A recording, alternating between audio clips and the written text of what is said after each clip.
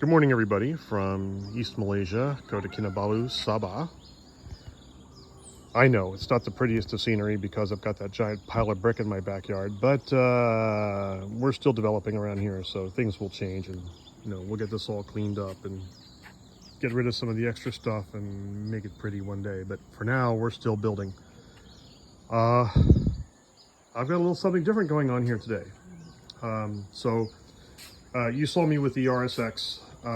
Now we have a Honda Vario, and we also have something new here, this NS200.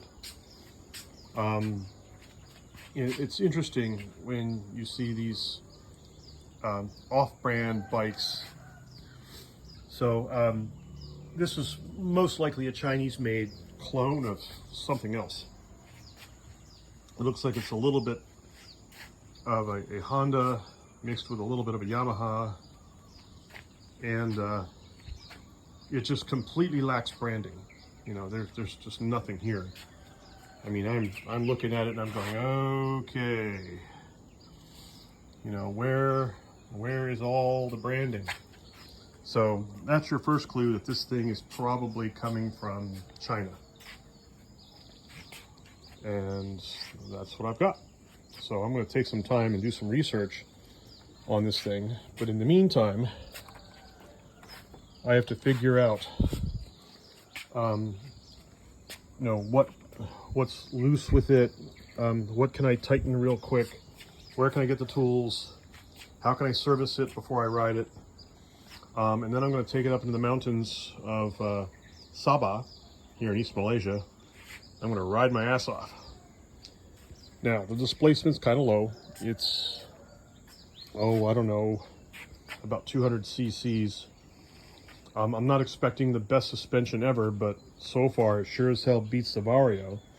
And the Vario sure as hell beats the RSX. The next thing I got to do is I got to get the data on the owner, which is sort of like my cousin-in-law, and make sure that if I get pulled over or if I get into an accident, I can at least explain myself away, saying I didn't steal it, so I don't wind up in a Malaysian prison somewhere, and go from there. So yeah, there's a certain responsibility that you have to the government when you take on a bike like this. So make sure you at least have some documentation, know where it is, know who owns it, know the relationship to you, and then you get into the finer things, riding it, taking care of it. This is a little easier because this is a rental. All I got to do is carry a phone number around, and I just have to know that it's rented by Scooter Rabbit somewhere down near Suria in Kota Kinabalu.